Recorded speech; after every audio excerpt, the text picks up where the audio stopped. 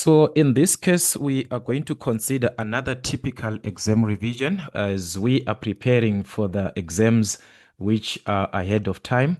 So we have got, this is our mock examination, which was November examination for 2024 exams. So it can be helpful as we are preparing for these exams to consider the topics that you have according to your syllabus. All right. So this is paper one, approximately 2 hours that you are going to need in working out these questions. So without wasting our time, we are given the instructions and information that you are supposed to read each and every part that you are given, especially that our answers must be rounded to 2 decimal places unless stated otherwise. All right, so make sure that you read everything as you are given these instructions.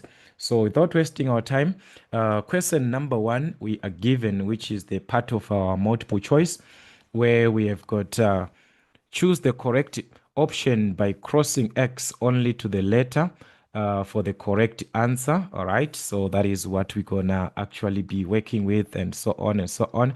So which of the following is irrational number? We are talking about an irrational number. So for you to actually understand, we need the basics. Our basics from what? From a rational number, the one that we do understand. A rational number is the one that can be written in the form of what?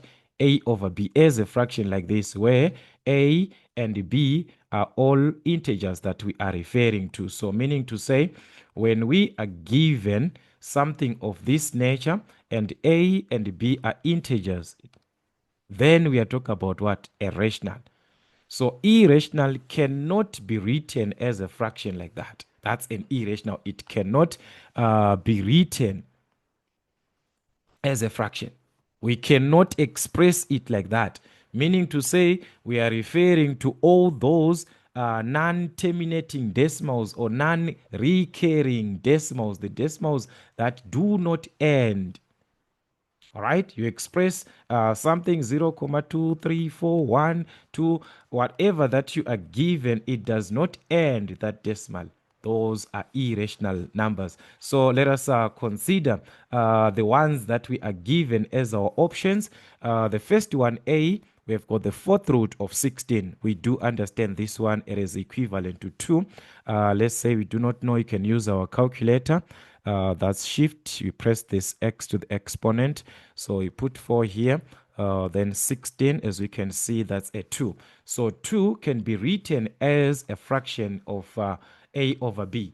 Remember, 2 is same as what? 2 over 1, which is a rational number where 2 and 1 are integers. So here we're talking about what? A rational number. Then we've got B, the cube root of 16. Can we determine that? We do not know. It is something that we do not even know. We cannot simplify that to an exact format. As you can see, even if you try to change it to another format so that it can be a fraction, it cannot be expressed as a fraction. So meaning to say, we have an irrational number, this one. It cannot be simplified to a fraction. So this is an irrational number. That is the best answer that we have. Then the square root of minus 16, this one cannot be simplified at all. It cannot be simplified at all when we are given a negative under the square root like that. So meaning to say, when it is writing made error like this, it simply means we are referring to something that cannot be simplified. So it's actually a non-real value, cannot be found on a number line. We cannot express this. These are non-real. 16 is already a whole number, which can be written as 16 over 1. That's the same as what we had on 2 over 1. So that is what? A rational number. So we have got a rational number there. So the best option was going to be what? Was going to be B, according to what we have there. 1.2, given this pattern, all right, as we can see, it is something that you must study. You study a pattern to understand it. As we can see, we've got 3 minus 3, 3 minus 2, 3 minus 1. The 3 is remaining same. It is the same throughout. Then if we check here, we are decreasing by 1. This is 3. This is 2. This is 1. This is 0. So it is just like we are moving like, all right, we have got 3. All right, we've got 2, we've got 1, we've got 0, minus, like we are reducing in descending order, minus 2, minus 3, in descending order, reducing the values. All right, so meaning to say, the question here is what will be the next consecutive pattern following this sequence that we are given? As we can see, 3 is not changing, guys. So it is going to be 3 minus from 0. In a decreasing order, we are going to what? To a minus 1. So we're going to subtract a minus 1 in that case. Here we're going to have a minus 1, which is equal to what? As we can see, this answer 0, 1, 2, 3. Automatically, we must obtain what? A 4. Even if we simplify, we can see that the answer is what? Is a 4.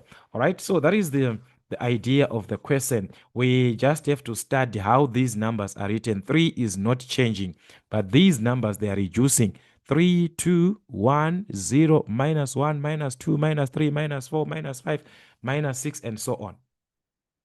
So meaning to say the best answer where we've got this is going to be what? On C.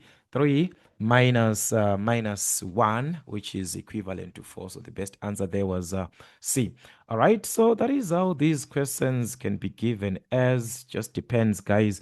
Also with your province, just try to revise as many question papers as possible so that you know what can the questions be like. All right, how can they be given as, and how are you supposed to attempt those typical questions?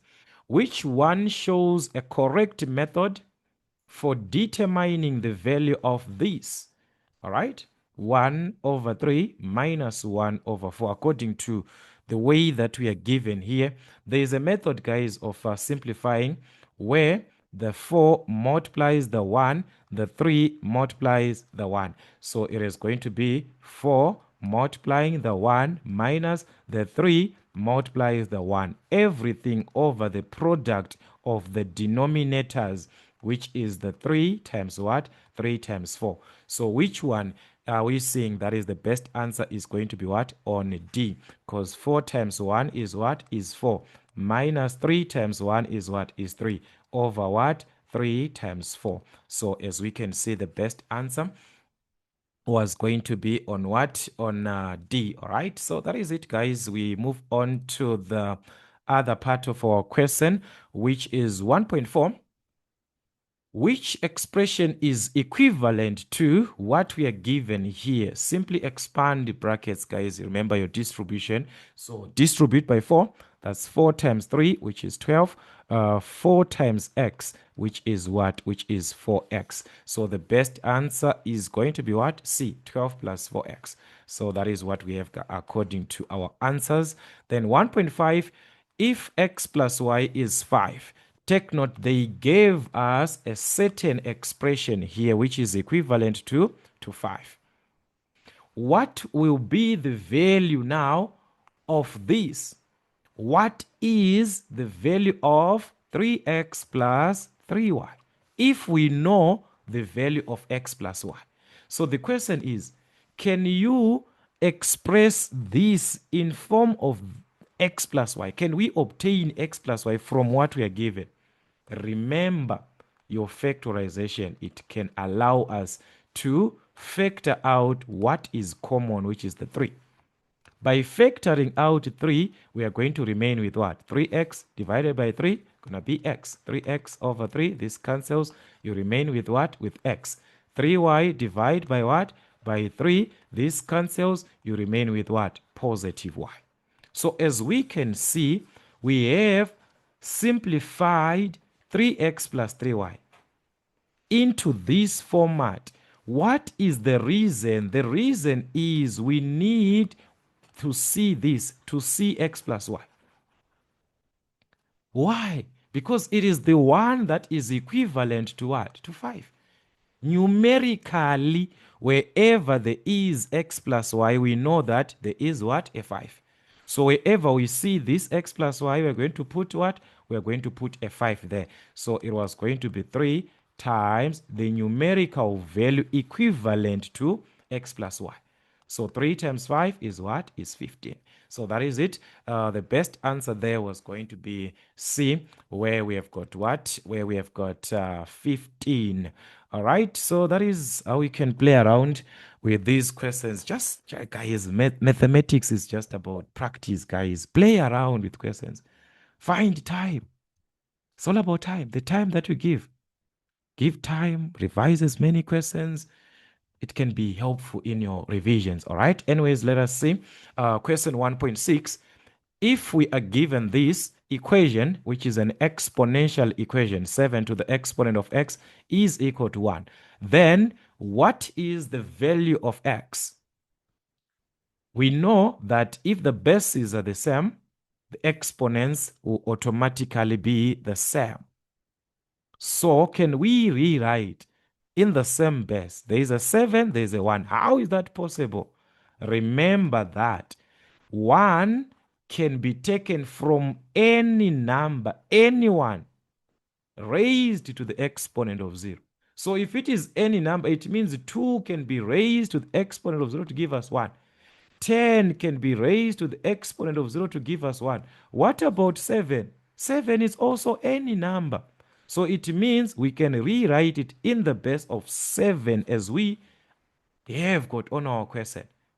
But raised to the power of what? To the power of 0. Because any number to the power of 0 is 1.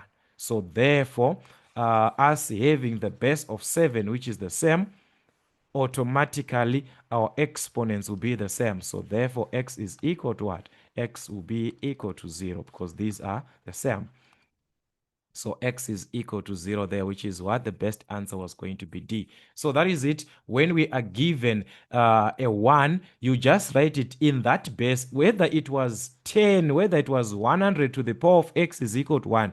You just write it in that base of 100. 1 can be written in any base. 100 to the power of what? Of 0. Whether it was 3 to the exponent of x equal to 1, 3 to the exponent of x is equal to 3 to the exponent of 0. So x is equal to 0. Just like here, x will be equal to what? X will be equal to 0. So for this type of equation, guys, revise as many questions. You see that it is just okay. One and the same thing. If x squared is equal to 25, then what is the value of x? If we are given x squared being equal to 25, how can I solve for x? There are so many ways. We can simply introduce the square root, both sides, to get rid of the square.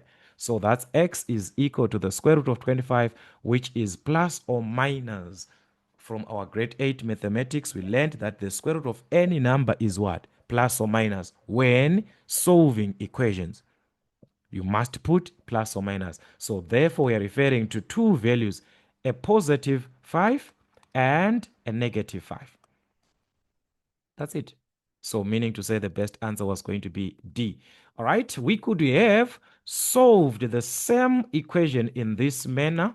All right, let's say we have got this x squared equal to 25. Seeing that it is a quadratic equation, the highest exponent is 2, we can take the 25 to the other side of the equation so that we remain with a 0 on this side. Having the left-hand side, there is something special on our left-hand side. What is it that we are seeing? A difference of 2 squares. From our factorization, we can factorize this. Remember that a squared minus b squared is equal to a minus b into a plus what? A plus b. So 25 can be written as 5 squared. So we have got the a squared minus b squared. So that's the same as x minus what? X minus 5 into x plus 5. That's equal to 0. So each bracket equivalent to 0 is equivalent to 0. X minus 5 is equal to 0, or the bracket of x plus 5 must be equal to 0. So that's, we're going to obtain two possible values. The minus 5 to the other side is going to be a positive, or the x is equal to positive 5 to the other side is going to be a negative. So as we can see, truly there must be two values representing our x. As we can see, even from this, our factorization concept, it gives us the same thing. So guys, take note, the square, where there's a square, exponent of 2. All right, let's check 1.8.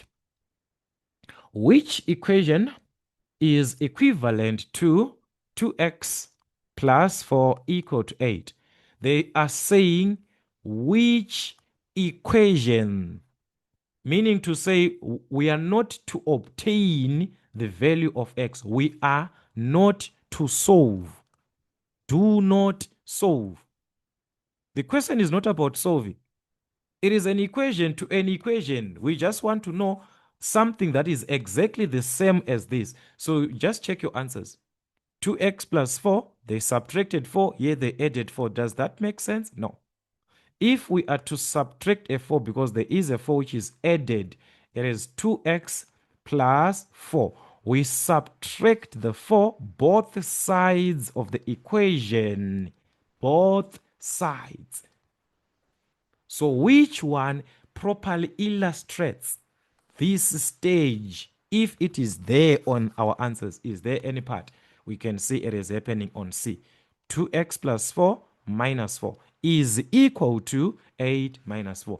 It is exactly the same as it was before here. That is what it means.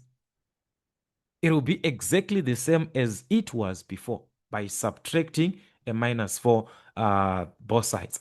All right, because once, okay, let's say someone is saying no, it won't be the same.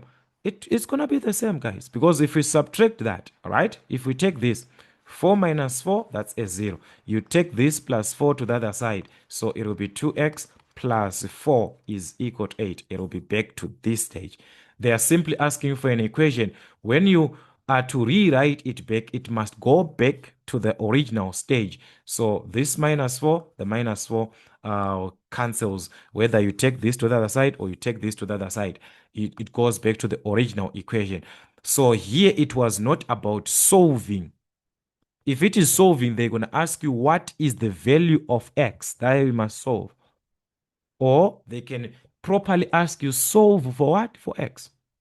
They wanted something that is exactly the same as it is here, but written in another manner or another format. So you just ask yourself, how do I solve it?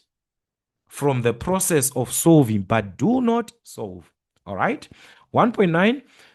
Given the rectangle with dimensions x plus 2 and x, as shown in the diagram below, the length of x plus 2, the width of x.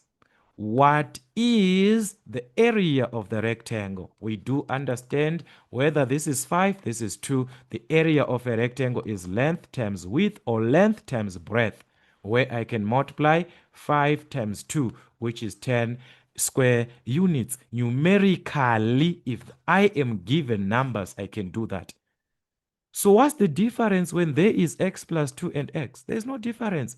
Length times width. Take your length as it is. It is what? X plus 2. We are to multiply to x, an expression to be multiplied to another term or another expression. Open brackets for that. All right? So times what? X. You can even open bracket. It is up to you. You can even leave it like that. It is up to you. Okay. I mean, for this X, it is a single term. It is not important for us to have brackets, but for an expression, never be tempted to leave the bracket. All right. So let us multiply and see what are we going to have. X multiplies X. We are distributing. So that is what? X squared. The X multiplies X here. That is going to be x squared. The x multiplies 2. That is going to be plus 2x. All right. So x squared plus 2x is the best answer to represent the area, which is on what? On B. All right. So that's it. Area, length times breadth, or length times width. All right. So 1.9, it was just like that. Then 1.10, we are given that The gradient of the line shown below is 2 over 3. They gave us the gradient already calculated for us. Now, what is the value of what? Of D.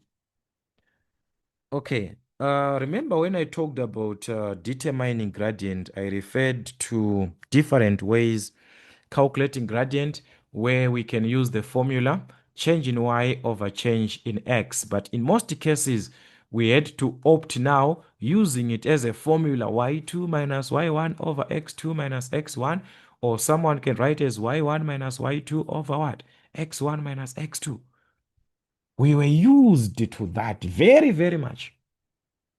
So as a result, this can limit you when you just know these formulas. All right, y2 minus y1 over x2 minus x1. Why? Because we do not have points that we can use here. This can be used when I'm given points. This is 2, 3. This is 3, 7. I have got points. I can calculate gradient from there. But when I'm not given that, I'm limited. To which concept? The gradient is always the change in y over the change in x.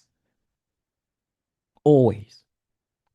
So let's look into our diagram because they gave us that gradient. So according to the diagram, our gradient is the change as these y values, as we can see our line, this one.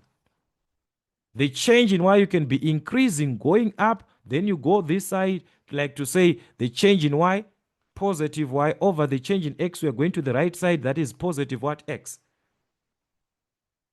If it was this side. But according to the way that we are given on this side, it means the change as y is changing from this point. We start with y. So from this point, focusing to the what? To the right angle as y is changing. Where is it going? It is going down. So that's a negative. Going down as y is going down, it's negative. As it is going out, it's up, it's a positive. So going down, it means that's a negative. So we've got negative d over what? The change in x is what? Is decreasing. Guys, look, we are at this point. We decreased to this point. We continue from there, from the arrow. We continue. It's a continuous movement. You continue from there, going this side, up to where you reach the line.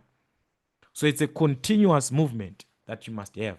So from this point going this side, how many units are we going to move? 6 units as we are given. But we are going where? To the left. Always to the left, it's negative. To the right, it's what? Positive. So as we are going to the left, it's going to be negative 6. That's it. So negative, negative cancels. That's d over what? D over 6. That is what it means. If we were to determine this other way of increase in y over increase in x, we could have done that because these are the same units. From here, as we can see, we are forming something like a rectangle at the end. So we know that if this is 6, it is the same as, and on top, this is 6. If this here, this line represents d, it means also this side is what? It's d. So we could have calculated our gradient using that other side. Change in y over change in x. We are going up according to y, so that's a positive, over what? We are going to the right according to x, which is what? Positive 6. So positive, positive, it was going to be d over 6. You must have the same answer either way. So you must know how to determine gradient, guys, using by movement, using the formula change in y over change in x, which can be a decrease in y over a decrease in x. It can be an increase in y over what? An increase in x, like what we saw, positive, positive. It depends with what you're given there. All right? So this is what we have as our gradient. From the diagram, we are saying our gradient is d over 6. This one. But numerically, they told us that this gradient is what? 2 over 3. That's what they told us. Numerically, you were given the value, which is equivalent to this one that you calculated. So what are you going to simply do? Equate the two. You have formed an equation to say the gradient that I can see from the diagram, by just looking into the diagram, I am obtaining d over 6. But they told me that this gradient is what? Is 2 over 3 numerically. What does it mean? These two guys, they are the same. Only that here we have written in terms of d. Here we are given it numerically. So we have an equation that we must use to solve for what? For d.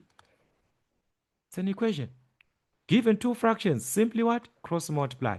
All right, so d, 3 times d, that's going to be 3d equal to 6 times 2, which is what? Which is 12. So divide by 3. As you can see, it's a what? It's a product here.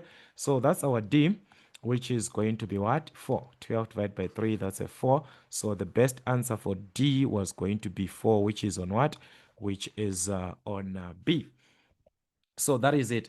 Or we can actually just put the values, like test the values A, B, C, and D as we are given. You test them, but that was going to be also another time. Know the exact way of how to determine these guys. If you just know the exact way, you are done. So yeah, we're going to find time to explain more and more as we are moving on.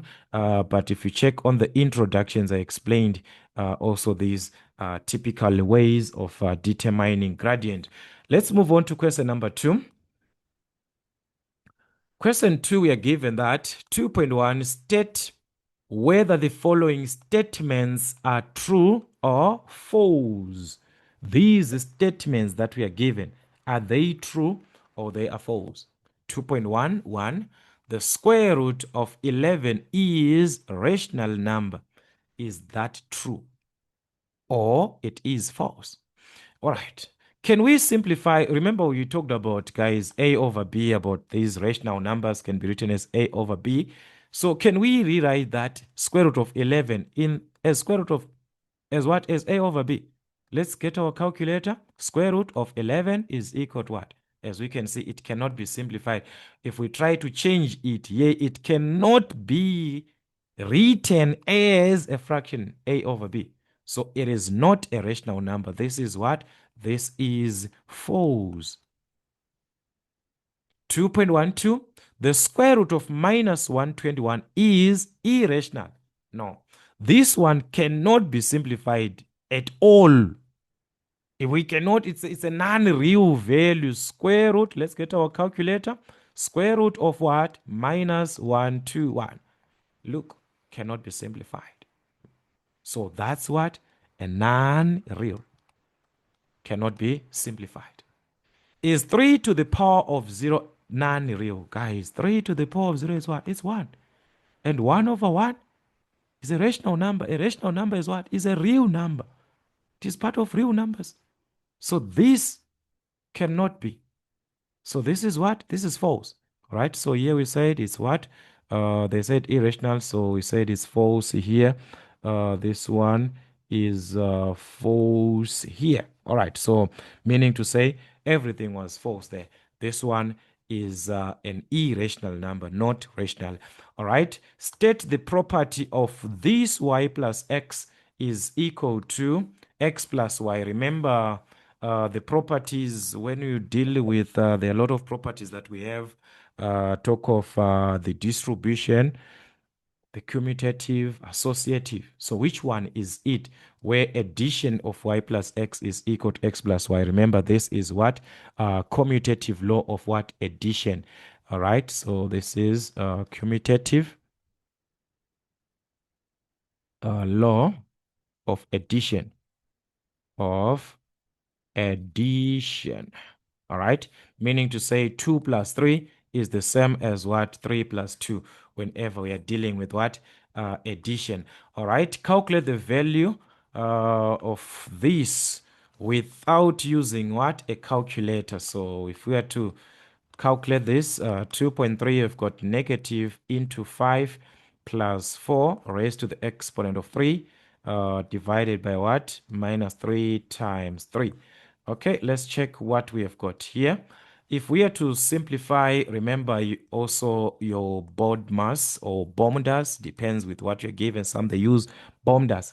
All right, anyways, we've got brackets here, so you can simplify them. 5 plus 4, which is what? Which is 9 to the exponent of 3, divided by what? Negative 3 and positive 3. That's a negative 9 that we have there. Okay, there's no exponent, there's no power on that one. All right, so that is it. If we are to simplify, there is negative 9. This is 9 on its own. So 9 raised to the exponent of 3 is what? 9 times 9 times 9. So that is 729 that we're going to have there. Okay, divided by what? A negative 9. So it's just like we've got positive here and a negative. So positive to negative, that's what? A negative 9.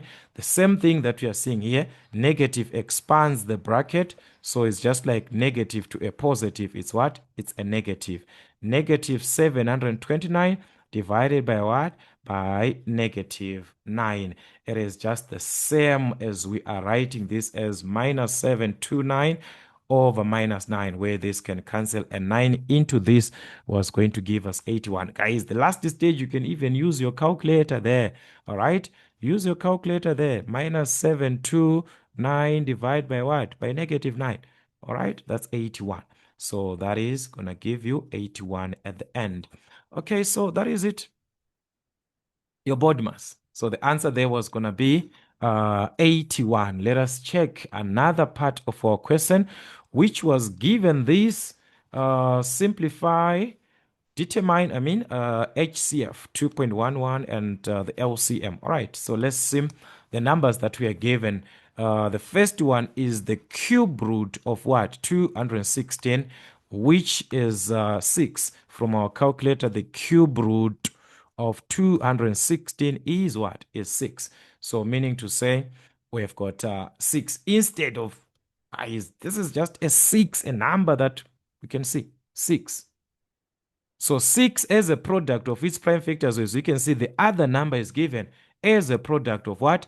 Its prime factors. 2 into 6, 3. 3, that's 1. So the numbers are 6, which is equal to 2 to the exponent of 1, because it is just 1, 2 that we have there. There is only 1, 3 that we have. So you can write as 2 to the power of 1 times 3 to the power of 1. Then the other number that we do not know about, it is given as what? 2 to the power of 2 times 3 to the power of 1 times 5 to the power of 1. So these are the two numbers that we are given that we must determine the HCF from. So 2.41, let us determine our HCF. So we had to simplify this first. Then it gave us a 6 as a product of its prime factors, 2 times 3. So HCF, remember, it must be common throughout and having the lowest power or the smallest power. So 2 is common. We're going to take the one with the smallest power, 2 to the power of 1. 3 is common, 3 to the power of 1. So that's 2 times 3, which is what? Which is 6. The LCM, we take every term that has appeared, as long you can see it. But where it is common or where it is repeating, we take the one with the highest power. 2 to the power of what? Of 2. 3 is the same. It is having the same power. So just take as 3 to the power of 1. You take it once. 5 is appearing. As long you can see the number, you must take it. So 2 squared, that's 4 times 3 times 5, which was going to be what? 5 and 4, that's going to be what? 20. Then 20 times 3, which is what? 60. So that's it. We have got our LCM from there, which is what? Which is 60. So that was it, guys, for question 2. To obtain the 10 marks on our question 2. Then question 3, we are given that there are two. There are actually 3 guys which shared or invested in the ratio 2:6 to 10 in a business. If the profit is 450,000, how much does Copano get? So they had to invest in these ratios 2:6. So we've got B having 2, then we have got K having 6, All right, sorry, the first one is L there. So that's L as to what? As to B as to K, like this. All right, so we can have their ratios in that case. So the K, which is for Copano, that one is what? Is 10 according to the ratio. So that was going to be 10 out of the total in terms of the ratio. If we check the ratio, its total is what? 2 plus 6, which is 8. 8 plus 10, which is what? 18. Where the total profit to be shared is what? 450,000. This is what they are supposed to share. So meaning to say, we take the total in terms of the ratio, 18 times the total of the money to be shared. That is it. So it is the ratio of who is to get the certain, certain share. Who are we referring to? We take its ratio over the total. We multiply to the total of what they are sharing. That is it. So that is how you can play around with this type of equation. We can use our calculator here. That is times 450,000, which was going to give us what? 250,000 from that one. All right, 10 over 18 times this was going to be 250,000. So that's the share for Mr. Copano. All right, so let us see another type of equation, which is on 3.2. We are given that John invested. All right, so this is the money that was actually invested into a certain project. So he invested 6,110 for how many years? For 12 years. So how much will John have invested after? All right, after 12 years. So talk about the number of years being 12. If the interest rate is what? 8,9 compounded. So I talk about compound interest. A is equal to P into 1 plus I to the exponent of n, of which some they use R over 100 in place of I there. It is up to you. But if you are using I there, it means you must take this percentage that you're given, divided by what? By 100, which was going to give us 0,089. Okay, so they're asking out how much will John have invested? What is going to be part of the investment after? That is the total amount. A is equal to P, the principal, the money invested, 6,110 into 1 plus the interest rate, which is our I there as a decimal, 0,089 to the exponent of the number of years, which is 12. So if you are using R over 100, it is still fine. You can use that in place of I there. All right, so that is it. Learn also how to use the calculator, guys. All right, just take your calculator here, 6,110, open bracket, 1 plus 0,089, like this, close your bracket, then raise to the exponent of what? Of 12. All right, just like that. So that was it. And you can even round off our answers to 2 decimal places. Shift, go to setup. You fix your calculator, press 6, then press 2. It is now rounded off to 2 decimal places. So that was going to give us 16,997,14. All right, so that is what we were given, and for 3 marks. All right, let's consider question number 4, where we are given part of our number patterns. We are given that the sequence that we can see here, 3, 5, 7, 9, and so on, 4.11, write down the next term. So as we can see, these terms, they are increasing by what? By 2. Here, there's a difference of what? Of 2. 5 minus 3, that's a 2. 7 minus 5, that's a 2. This one minus that's a 2. So to get the next term, you simply have to add 2. So 9 plus 2 is what? Is 11. So the next term was 11. 4.12, write down the constant difference, of which we have already seen it before. For you to get the next term, it is because we have seen that there is what? A constant difference. So just write the answer, guys. We have already seen that. That one is 2. 4.13, write down the general rule, which is the nth term of the pattern in this form.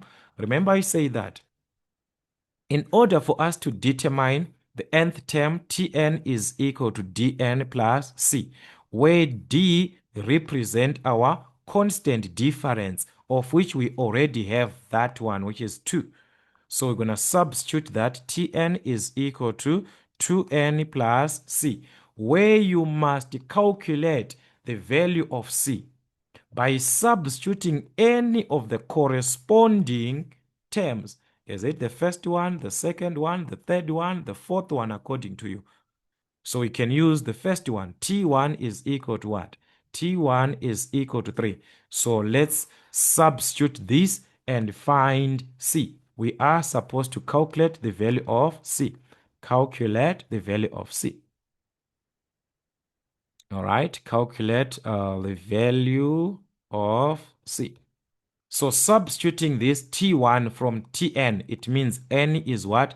N is 1, where we are given that n is 1 and T1 is what? That is the equivalent of the whole Tn there, which is what? Which is 3. So we have formed an equation. Let's solve for C. 3 is equal to 2 times 1, which is 2 plus C. Take the 2 to the other side. That was going to be 3 minus 2, which is what? Which is 1. So C is equivalent to 1. So therefore, our Tn was going to be written as what? From here, we can substitute as it is 2n plus our C. We have calculated that C, which is what? Which is 1. So you must conclude by combining all the terms. So that's our Tn there. Which is what? 2n plus 1. So many ways that we can use to solve for our Tn. There are so many ways. Just use that and compare the answers. All right. Then 4.11, that is to determine the value of the 101th term of the sequence. When n is 101, what is T101? Simply substitute that in place of n there. So that is 2 into n. Our n is what? 101 plus 1. So that's it. That was going to give us the equivalent of everything. Just combine 2 times 101, which is 202 plus 1. So at the end, if we had to add, that was going to give us what? 203. Right? Just like that. Just like that. As you can see, these ones are just a repetition. We've talked about so many questions like this. 4.15, which term in the pattern is equal to 101? Which term? What is the value of n if our Tn is 101? So we already have the Tn there, which is written in terms of n. So 2n plus 1, this time it is equal to what? 101. The same Tn. Remember I said they are the same, this one. So you equate them, formed an equation, solve for n. So subtract 1, subtract 1. That was going to cancel. Tn, that's 2n, there is going to be 100. So to find n, simply divide by 2. Guys, as we can see, it's a product. So divide by what? By 2, both sides of our equation. Therefore, our n was going to be what? 50. According to this, we were going to obtain 50 from there. All right, so that was it. Direct question again. All right, then question number 5, we are being asked to study this expression. Then 5.11, what is the value of the constant term? Constant are numbers such as 3, 5, 7, where we do not have x to the power of 1 or x to the power of 2, where we do not have x actually. So we can see that there is x, which is x squared. There is x to the exponent of 4, x, 5, x, 3. On 4x to the exponent of 0, there is x. But if we check properly, guys, what is x to the power of 0? It is 1. So it is same as 4 times 1, which is what? Which is 4. So it is a constant term, as we can see. A constant term from 4x to the exponent of what? Of 0, which is what? Which is the same as 4. It is what? A constant, that one. All right? So be careful when it is like that, because most of you just need to see the number on its own, 4 without x. When it is raised to the power of 0, it simply means there is no x there. All right? Then 5.12, what is the coefficient of x to the exponent of what? 5. X to the exponent of 5 is here.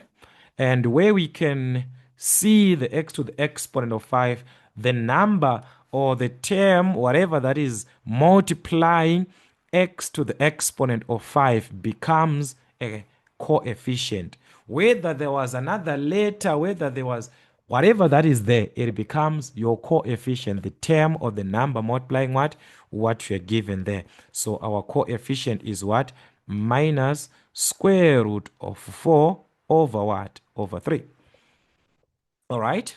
Write expression in descending exponent of x. Descending, reducing, we have got the highest exponent, which is 5. So it is 5, 4, 3, 2, 1, 0. Descending, reducing from the highest to the least. So we start with the highest exponent, which is 5 here. So 5.13, we're going to have 4. Minus square root of 4 over 3, x to the exponent of what? Of 5. From 5, we move to 4, which is 6x to the exponent of 4. We move on, we have 3. Yes, there is 3 here, which is minus x to the exponent of 3. We move on to 2 plus 2 over 3, x to the exponent of 2. Do we have 1? We do not have. We've got a 0 there, plus 4x to the exponent of, is just rewriting the terms as they are, but only the order has changed. Descending order. So if they said ascending order, we're going to start from 4x to the exponent of 0 up to this one. If they said ascending, but yet it's descending from highest to the what? To the smallest or to the least. Okay, so that was it on this one. Then 5.2, simplify the following, just issue of expansion of brackets. So 5.21, there are two brackets, 1 minus 4x into the bracket of 1 plus 4x. If you are to simplify this, we can simply use the difference of two squares. As we can see, there's a minus, there's a plus. Remember our difference of two squares, a squared minus b squared, was taken from what? A minus b into a plus b. So if I can see a and b, I'm done. A and b. So I just have to square that a and b from a squared minus b squared. What is our a? It's 1. So that's 1 squared minus b. What is our b? Our b is 4x. We're going to square that one. So 1 squared, that is 1 minus 4 squared, which is 16 x squared. Everything is raised to the power of 2. So that is the best answer that we can have. Or we can actually expand these brackets properly by distribution. That's another way. Remember your FOIL method. So starting with the 1, 1 is going to multiply 1 there, which is 1. 1 times 4, which is positive 4x. All right, we are done with the 1. We move on to the negative 4. It multiplies x, so that's negative 4x. Negative 4 multiplies the positive, negative, negative. That's negative to positive. That's a negative, sorry. 4 times 4, 16. X times x, x is squared. So that's it. Subtracting 4x and 4x, these are like terms, so they can cancel. You are going to remain with the 1 minus 16x squared. So as we can see, guys, that is it. So they will be testing you guys how to expand brackets, your difference of two squares. As we can see, it's a revision. We talked about this part. So it is in your hands. You can choose when you're given this type of a question where difference of two squares is a special case. But do not forget that you can even use the basics of your understanding. All right, another part, we are given 2x minus x into the bracket of 2x squared plus 1. So there is a bracket that is to be affected by x here. There's a bracket to be affected by x. The term outside of the bracket. So never be tempted in this case here to subtract these two. No. It is a product. It is just like we're given 3 minus 2 into 3 like this. BODMAS, brackets. So it is supposed to be 3 minus 2 times 3, which is 6. That is the proper way. So even in that case, ignore the 2x, this one, on its own. It is on its own, this one, 2x. Then the minus x here has to distribute the bracket. Multiply by it.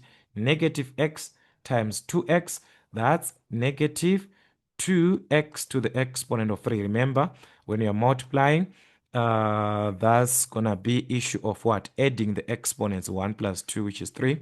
All right.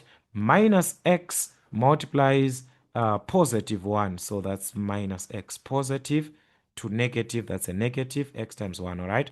Then we can collect the like terms. As you can see, there is x here. There is also x here. So we're going to subtract 2 minus what? 2 minus 1, which is 1x, of which that is what? That is x. So that's it. These are not like terms. What is remaining, even if we can see there is x here, there is x, they are not like terms because of what? They are raised to different exponents. So we cannot simplify further. We just have to leave our answer like this. All right. So just expand your brackets, collect the like terms where there are like terms, simplify further. That is it. All right. 5.3, factorize completely. Factorize y squared minus 4y minus 5.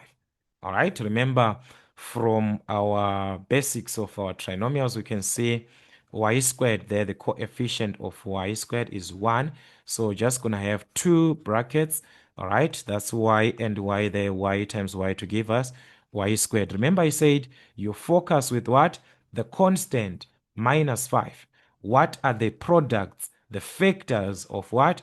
Minus 5, or the products of what? Minus 5, which will give us what? A negative 4.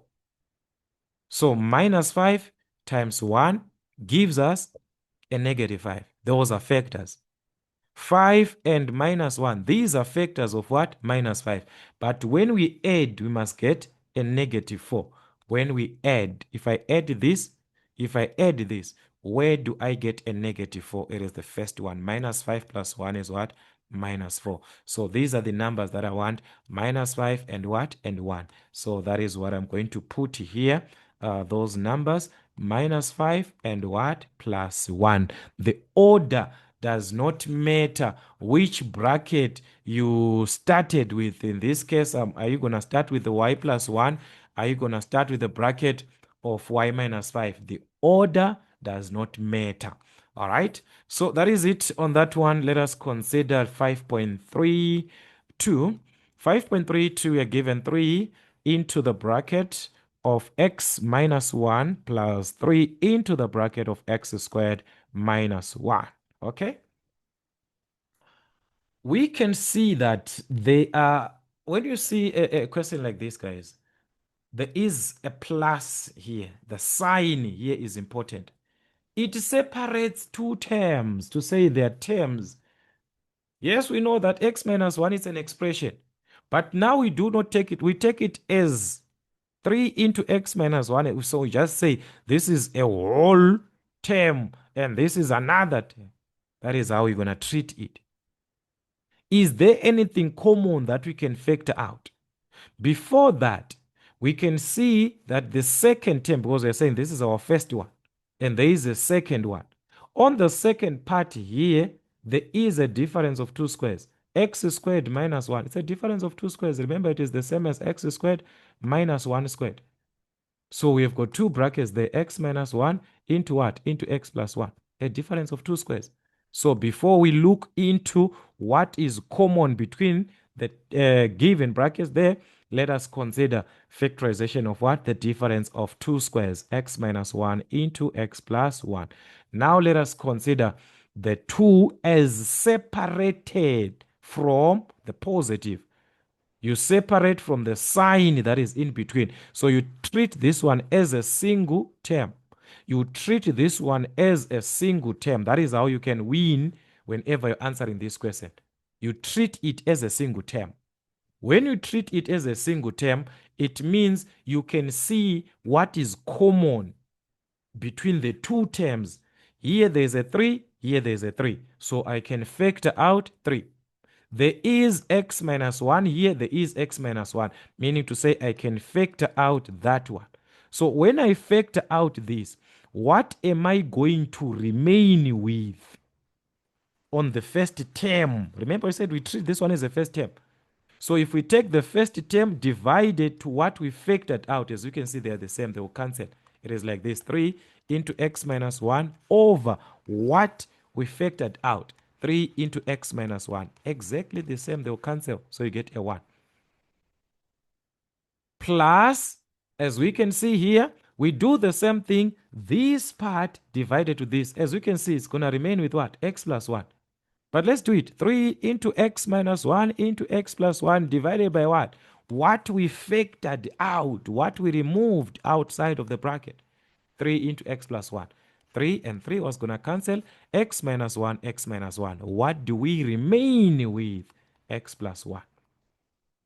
So this is what you're going to remain with, of which, by just looking into this, a product from a positive does not affect anything. So we can even remove these brackets. So we can simplify the inner part. So it's going to be 3 into x minus 1 into what? We simplify. There is x here plus 1 plus 1, which is what? Which is 2. So it's going to be x plus 2 there. So we've got two brackets that we are going to have 3 into x minus 1 into x plus 2. Just like that. Just like that. So as you can see, guys, they can try to scare you with the questions that you need to factorize, then you factorize again. Revise as much questions you'll be able to answer any factorization that you're given in your exam. All right, let's consider another part. So this was 11 marks for question 5, which was fair enough. Yeah, it was fair enough. I do not know, guys, on your side, how do you see this question? But it was just fair enough. Then question 6, 6.1, replace what we are given here with equal sign, greater than, less than, to make the statement true, to make the statement valid, to make this statement reasonable. All right, 6.11, 4, and the other side is square root of 16. What is the square root of 16? It is 4. So 4 is equal to 4, isn't it? So the best answer was going to be equal to 3 to the exponent of 3 is 27. So comparing 27 and 1 over 27, which one is bigger? Guys, 27 is a whole number. You cannot compare a whole number to a fraction. The whole number is always bigger, all right? So that's a greater than that you're given there. All right, determine this without using a calculator. All right, so it was up to you how to simplify this. There are so many ways that you can use. As for me, I can simply take it this way. I can combine these. 3 times 2, I know that it's 6. So I've got 6 to the power of 4. 3 times 2, that's 6 to the power of 3. I do know that whenever I am to divide the bases which are the same base of x, I'm going to subtract the exponents. So a minus b, that's the concept. So here it is 6 to the exponent. Our a is 4 minus our b, which is 3. So that's 6 to the exponent of 1, which is a 6. So just like that, I have simplified. I have determined the value of what is equivalent there. So let us check. 6.3, prove that. All right. So whenever they say prove, they're simply saying work out and see if you're going to have the same answer. So you choose the side to work out from. Let's work out from the left-hand side. From the left-hand side, we are given 2 to the power of 2 times 2 to the power of 2. Remember, here we have a 4. What can make these to give us a 4? Remember, when it is like this, you are tempted. There are two things that you are tempted to. x to the exponent of a times x to the exponent of b. You are tempted to treat same bases, the base of x. When the bases are the same, we add the exponents. But this one is going to limit us because it is on the addition of exponents. If we're to use this, what does it mean? It means 2 to the exponent, you add the exponents because the bases are the same, 2 plus 2. This is 2 to the exponent of 4, which is not this one. It is wrong. It is wrong in each manner in the presentation, but the answer is the same. 2 to the exponent of 4 is 16. 4 to the exponent of 2 is also 16. The answers are exactly the same, but written differently. It's a proper law that could have been used, but the law that we used and the presentation of our final answer is not the same. So what can we do to obtain it direct as it is? There is another one. This one, here we treated, it was because of what? The bases are the same. So we treated from the bases which are the same. Let's ignore that and work with the exponents because also these exponents are the same. Is there any law that we know that tells us about exponents that are the same written in that manner? Yes. AB, when raised to the exponent of n, it is the same as a raised to the exponent of n times b raised to the exponent of n again. Here we are not treating the bases to be the same. We are talking about the exponent. Seeing this to say there is n here, there is n here. We can combine them like that. So let's use that and see. If we were to use this law, it means that A and B are two numbers that we are given. Two, here it's only that they are the same, but we are not treating as the same. We are just treating as different numbers. So it is 2 times 2. AB. AB means A times B. AB. Everything now is raised to the exponent of what? Of n. In this case, our n is what? Our n is 2. So you take these, combine them together with a single exponent of 2. In that manner, you are very correct. So it was just a matter of confusion. They just wanted to confuse you guys. So what is 2 times 2? 2 times 2 is 4, raised to the exponent of what? Of 2. In that manner, we have proved directly that this can be obtained from a normal calculation after applying the laws of our exponents. That is it. We have proved that. It is exactly the same as what we have on the right-hand side. The right-hand side. That is how to prove. You must show that the left-hand side is equal to the right-hand side. All right. Then solve this equation. All right. Let's figure out our equation. There is x, all right, 2 to the exponent of x there, minus what? 4 times the square root of 16, which is equal to 0. All right. They're just playing with us here. Because square root of 16, we know that is 4. So it's simply 2 to the exponent of x minus 4 times 4 is equal to 0. All right. So what is 4 times 4? That's 16. 2 to the exponent of x minus 4 times 4, 16 is equal to 0. So there now you can think of your exponential equations. Take this to the other side. It's going to be a positive, or simply add 16 both sides of the equation. So that's 2 to the exponent of x equal to 0 plus 16, which is 16. Since we are dealing with an exponential equation, think about what? The bases to be the same, as the unknown is on the exponent. So 2 to the exponent of x, because this one is in the simplest form, can be written as what? 16 in the base of 2. It is 2 to the power of 4. So therefore, x is equal to 4, as the bases are exactly the same. Our x must be equal to 4. The powers or the exponents will automatically be the same. All right? Just like that. So you see, guys, they'll be testing you. They want you to understand all basics. Solve for x on question number 7, dealing with equations. All right, there are two brackets on 7.11, the bracket of x minus 3 and the bracket of x minus 2 equal to 0. So we do understand for these two brackets to be equal to 0 like this.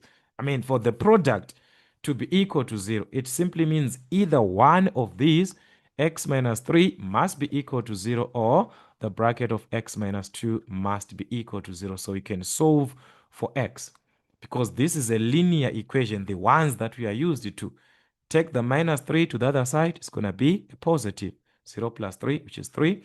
Or x is equal to the minus 2 to the other side, it's going to be a positive there.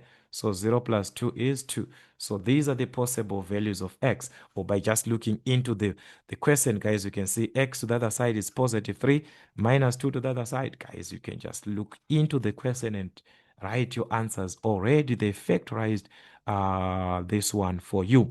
All right, let us figure out what is happening on question 7.12, which is where we are given two brackets. All right, let's figure out. They gave us two brackets, x minus 3 and another one of x minus 2, which is equal to x plus 2, or x minus 2. Never be tempted to cancel these and say they're the same. You have removed a lot of things by doing that. Expand brackets, simplify first, then solve the final equation that you're going to see at the end, that you're going to have at the end. So let's expand our brackets by x. Multiply each term in the second bracket. So it's x times x. That's x squared. X times negative 2, which is negative 2x. We are done with this. We move on to negative 3. It multiplies x, each and every term in the second bracket. So that's negative 3x. The negative 3 to the negative 2, negative to positive, negative to negative, that's a positive. So that's 6, which is equal to x minus 2. Then we can collect our like terms from the left-hand side of our equation. They are like terms where there is x here. Minus 2x minus 3x. Minus 2 minus 3 is what? Minus 5. So x squared minus 5x plus 6 is equal to x minus 2. As we can see, we have got a quadratic equation. Remember its format. Ax squared plus bx plus c is equal to 0. One side must be equal to 0. So we're going to take the x to the other side, the minus 2 to the other side. So it was going to be x squared. X to the other side is going to be a negative. So it will be minus 5x minus x, which is minus 6x. The minus 2, the moment it crosses the equal sign, will be a positive. So it's 6 plus 2, which is what? Which is 8. So that's equal to 0. We have one side of the equation being equal to 0. Now we can factorize so that we can use the same concept as what we had on 7.11 of these two brackets being equal to 0. So factorizing this, what were we going to have, guys? As we can say, quadratic there, trinomial. Our x squared is multiplied by 1. So that is x and x here. So remember what I said, guys, on your factorization, what do? You focus on this one, 8. The constant.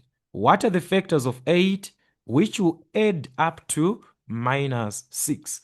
Factors, products, two numbers that you multiply to get 8.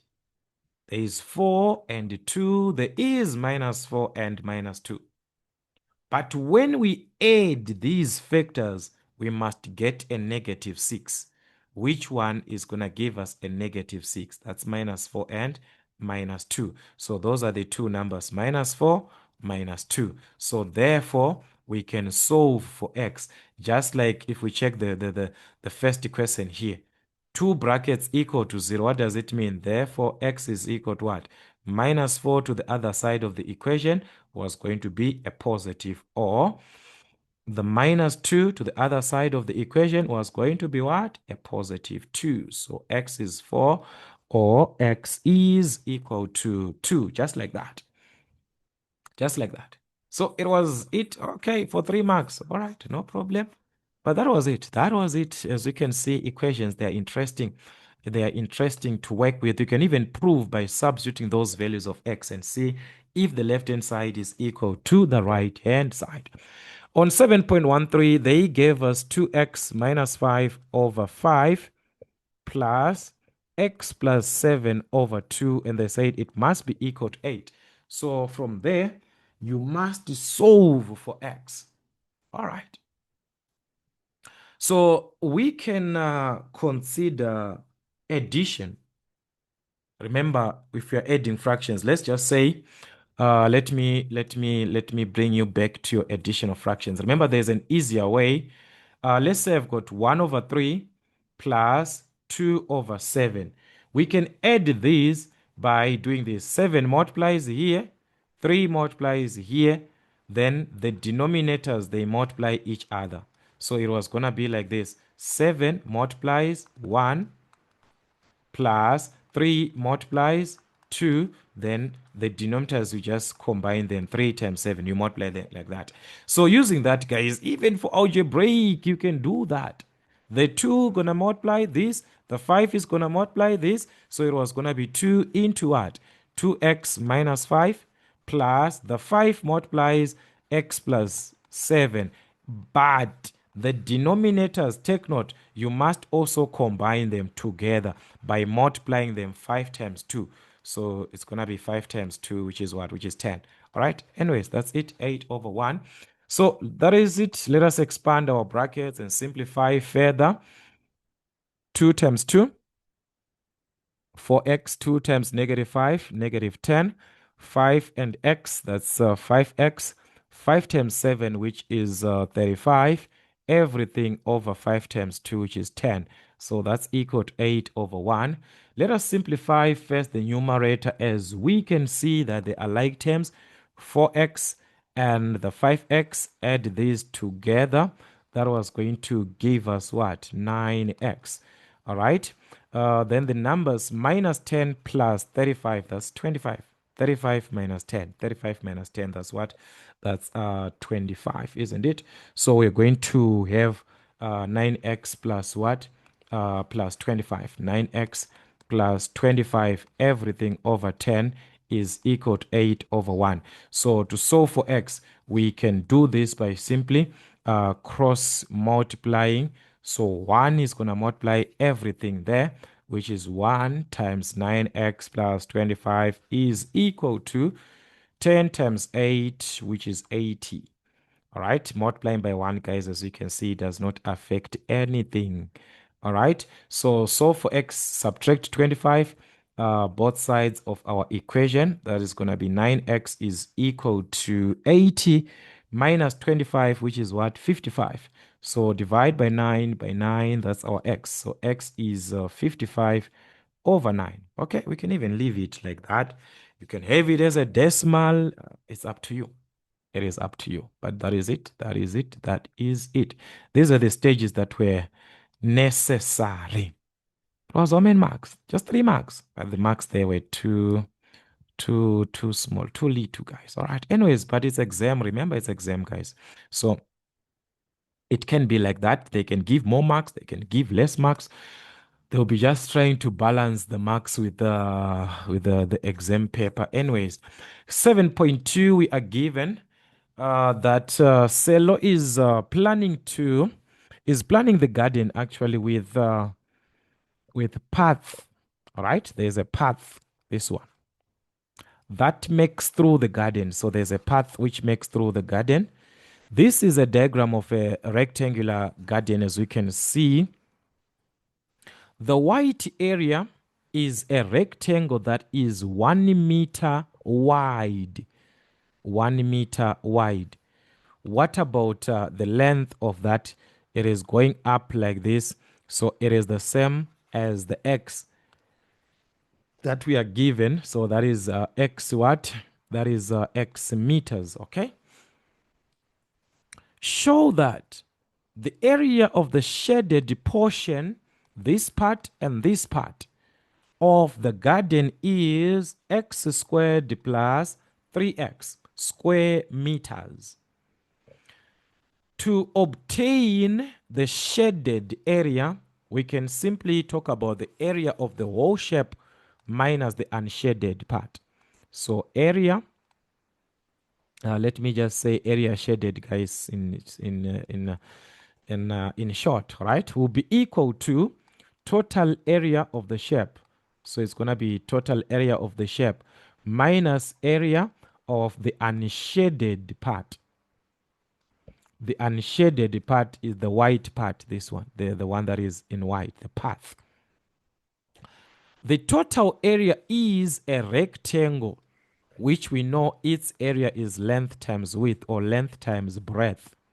So we have the length of the rectangle from this side up to this.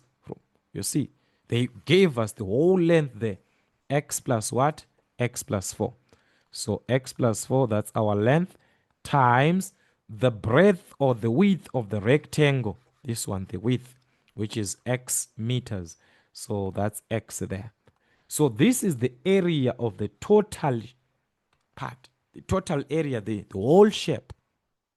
But we must remove, because when we calculated this, you included even the part which is unshaded, because it was there on the length there.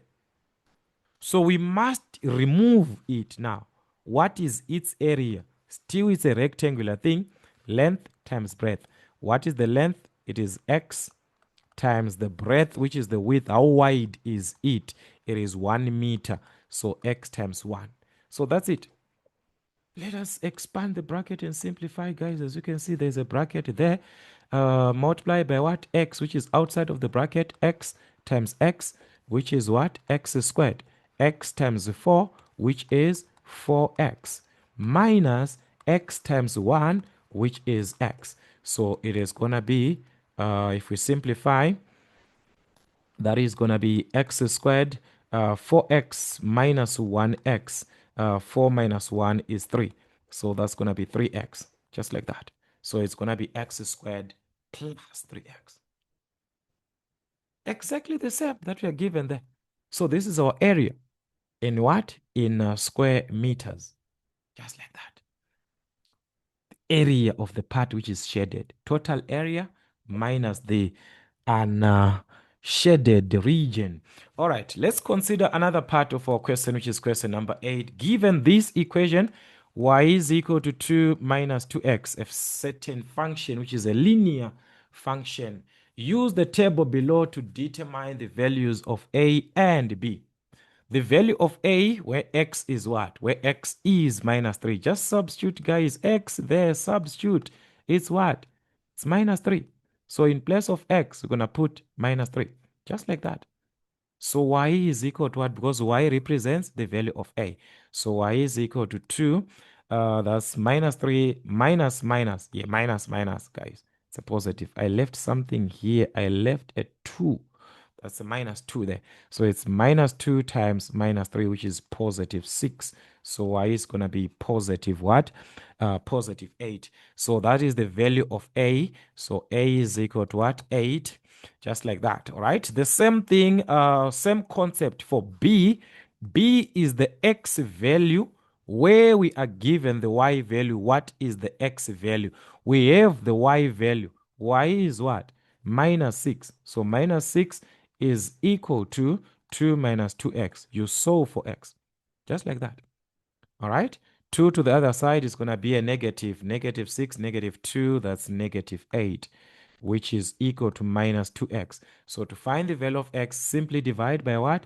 By negative 2, both sides of the equations. That was going to be 4 there. A divided by 2. That's 4, right? So that's our value of b. So b is equal to what? B is equal to 4. Okay, that is it. That is it. Just like that, guys. They'll be testing you these questions. It's just like a test. All right. Draw y is equal to minus half x minus 2 on a Cartesian plan. Clearly show all the intercepts. All the intercepts. Use diagram A provided at the end of the question paper, which is this diagram. So they gave us an equation y is equal to minus half x minus 2. And what is important is to indicate or to show the x-intercept and the y-intercept. So just show those, guys. Just provide those ones. You're done. What is our x-intercept? The x-intercept is on a condition where y is equal to 0. So in place of y, just put a 0 there. So that's 0 is equal to minus half x minus 2. Solve for what? For x. Just like that. The minus 2 to the other side of the equation was going to be a positive 0 plus 2, which is what? Which is 2, is equal to minus half x. So to find x, you're going to cross multiply, you're going to divide by minus half. It is up to you. You're going to multiply by minus 2 over 1, both sides of your equation. It is up to you. So you're going to have your x as what? Negative 4. That's our x-intercept, where it crosses the x-axis, where it passes through the x-axis. Same concept. Determine the y-intercept. The y-intercept is on which condition? Where x is 0. By just looking here, if we put 0 in place of x, what are you going to have? Y will be equal to what? Minus 2. There's no need for you to calculate that one. You can even see it. Where the graph crosses the y-axis is going to cross at what? At negative 2. So we can have this is our Cartesian plane. We can have our points. Which one is going to be applicable? 1, 2, 3. Yeah, let's just use that one. 1, 2, 3, 4, 5, 6. That's a 0 here. Negative 1, negative 2, negative 3, negative 4. All right, negative 5, negative 1, negative 2, negative 3, negative 4, negative 5. 1, 2, 3, 4. Just like that. All right, so we've got x axis and our y-axis. So the x-intercept, where it crosses, this is where it crosses the line, where it exactly crosses what? Your x-axis. So you go through in the exactly in the x-axis. You just mark where x is what? Negative 4. So definitely on our left side, where x is what? Negative 4. You mark a point. What about the y-intercept? The y value is going to pass through minus 2, exactly at minus 2 in the y-axis. Exactly at minus 2.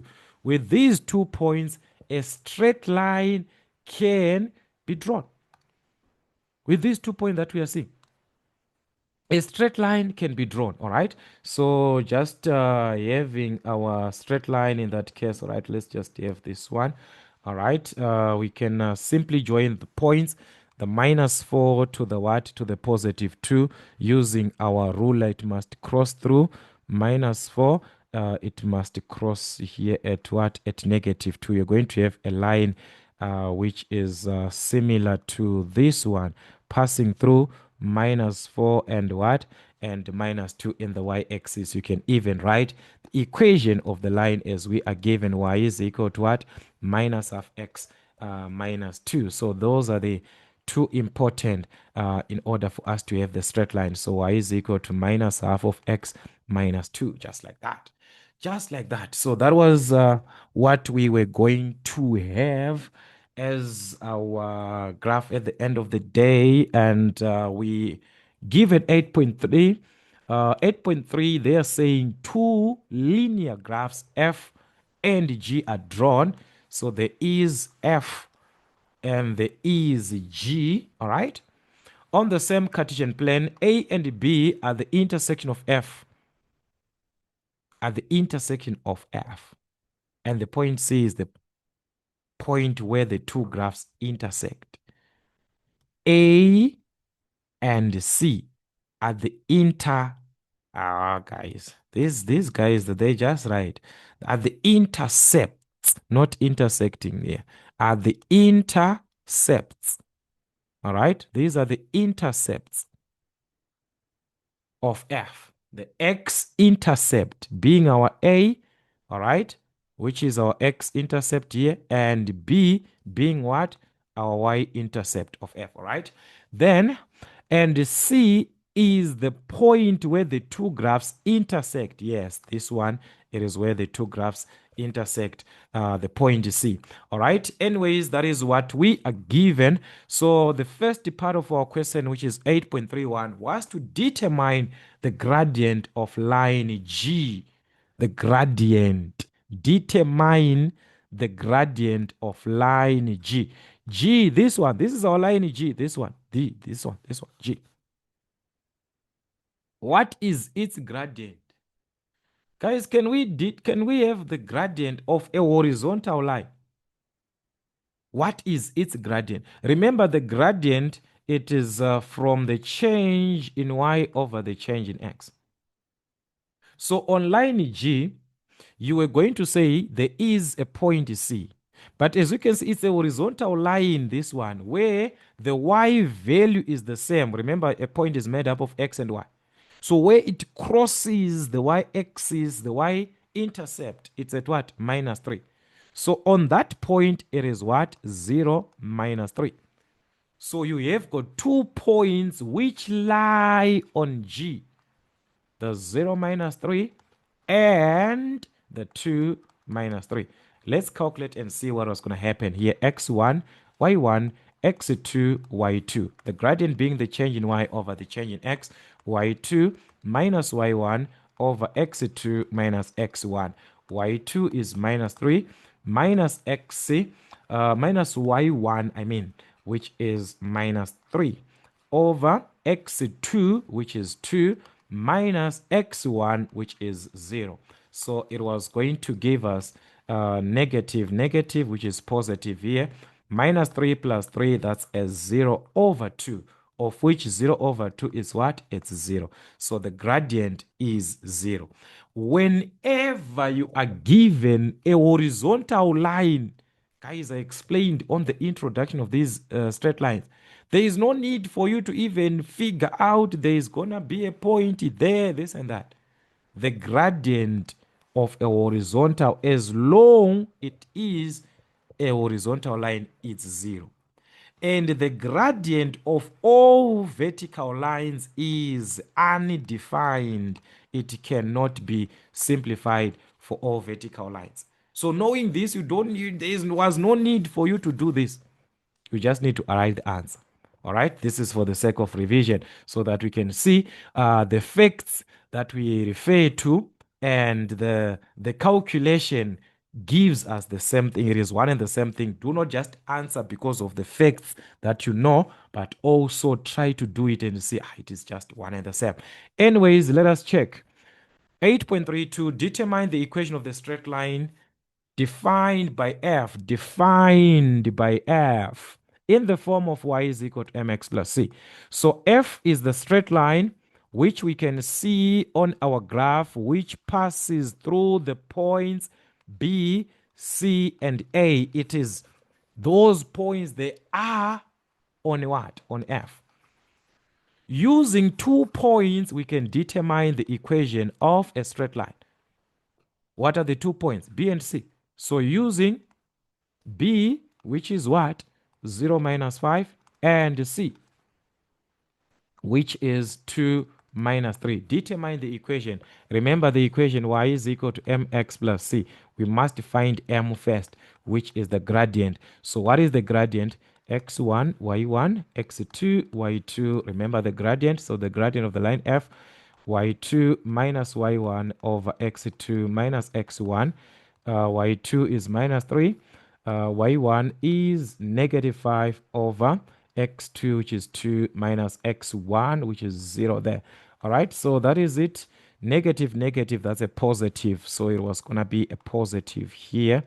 -3 plus 5, which is what? Which is 2. So it was going to be 2 over 2 minus 0, that's a 2. So we've got a gradient of 1. So that is it. We've got our m, which is 1. So it was going to be 1x plus what? Plus c. Guys, 1x is just same as what? As x. All right, so y is equal to x plus c. You can find the value of c by substituting any of the 2 points, or by just looking into the graph, because the c represents the y-intercept. If it is the case Therefore, what is the y-intercept? From our graph, from the line F, where it passes, where it crosses, where is it that is going to cross the y-axis, crosses at what? At B, which is the y value there is what? -5. Thus, your y-intercept. So we have the y-intercept from the graph. So therefore, y is equal to x plus -5 is what? Is -5. So you can rewrite our equation as y is equal to x minus 5. So guys, just like that, the equation, determine the equation. You must have the gradient and the y-intercept to have that, or using points. What I'm saying, using points, we could have done this. Let me conclude. Or we could have determined this value of c by substituting any point. Is it point B? Is it point C? Whatever that you want. From y is equal to x plus c. If we use the point C, the point C is 2 minus 3. There is x, there is y there. So y represents what? -3. -3 is equal to our x. Our x is what? Our x is 2. 2 plus c. So find x, subtract 2 both sides. Find c. That was going to cancel. -3 minus 2, that's what? -5. As we can see, we are obtaining the same value of c from either way. So mathematics, guys, is in your hands. If you are dealing with maths, it is about the ways that you know. Apply them. So do not just go through question papers. Understand also the basics of the topics. That's why I've got introductions, guys, for each and every topic, so that whenever you have a challenge, try to go back to the basics. Revise all the basics about that topic. Then answer as many questions as you can. You see that it is just a repetition of questions throughout. So that is it, guys, from Maison African Motives. Till we meet again.